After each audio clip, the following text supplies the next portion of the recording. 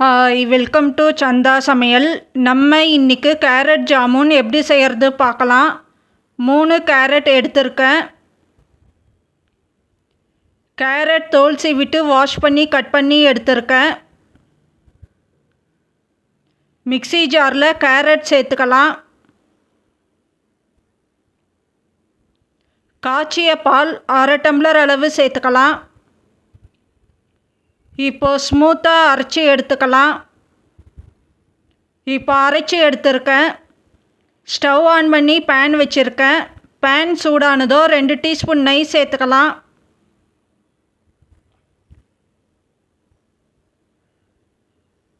இப்போது அரைச்ச கேரட் சேர்த்துக்கலாம்.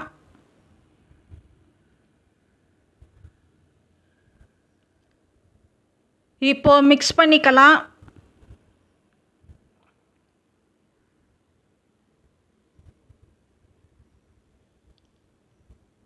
25 கிராம் அளவு சர்க்கரை சேர்த்துக்கலாம். சர்க்கரை சேர்த்துட்டு மிக்ஸ் பண்ணிக்கலாம்.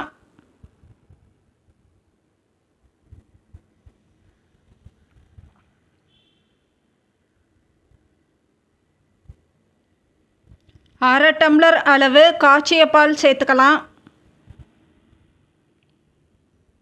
50 கிராம் அளவு ரவை சேர்த்துக்கலாம். ரவை சேர்த்துட்டு நல்லா மிக்ஸ் பண்ணிக்கலாம். நல்லா கெட்டியாகி வரணும். லோ ஃப்ளேமில் 5 நிமிஷம் குக் பண்ணிக்கலாம். இப்போது கெட்டியாகி இருக்குது. ஒரு பிளேட்டுக்கு மாற்றிக்கலாம். பிளேட்டுக்கு மாற்றியிருக்க நல்லா ஆற விடணும். இப்போ ஆறி இருக்குது. கையில் நெய் தடவிட்டு உருண்டை பிடிச்சிக்கலாம்.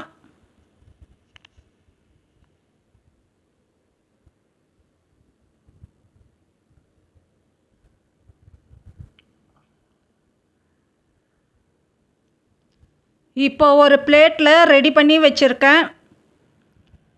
இட்லி பாத்திரத்தில் தண்ணி சூடாக இருக்குது. இட்லி தட்டில் நெய் தடவி எடுத்துருக்கேன், வச்சுக்கலாம். இப்போ உருண்டை சேர்த்துக்கலாம். இப்போ எல்லா உருண்டையும் சேர்த்துருக்கேன். மூடி போட்டு வச்சுருக்கேன். 10 நிமிஷம் வேக விடணும். இப்போ வெந்திருக்கு. நல்லா ஆற விடணும். ஆறினதோ ஒரு பாத்திரத்துக்கு மாற்றிக்கலாம்.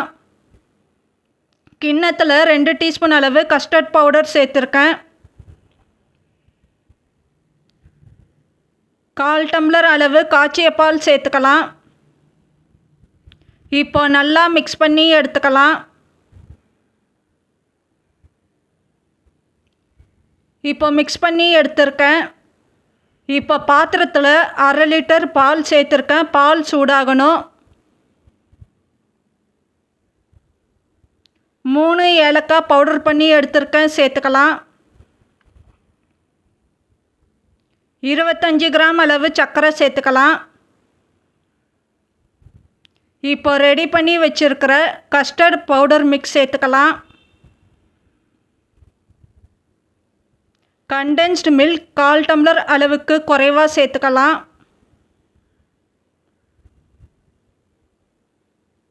இப்போ நல்லா மிக்ஸ் பண்ணிக்கலாம். பால் கொஞ்சம் திக்காகி வரணும்.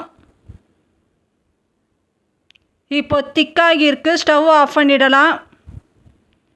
இப்போ பால் நல்லா ஆற விடணும். உருண்டையை ஒரு பாத்திரத்துக்கு மாற்றியிருக்கேன். இப்போ பால் ஆறி இருக்கு, சேர்த்துக்கலாம்.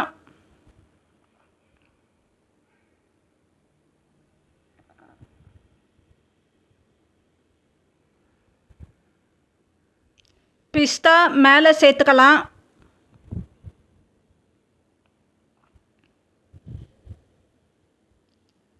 இப்போ நமக்கு கேரட் ஜாமுன் ரெடி ஆயிடுச்சு.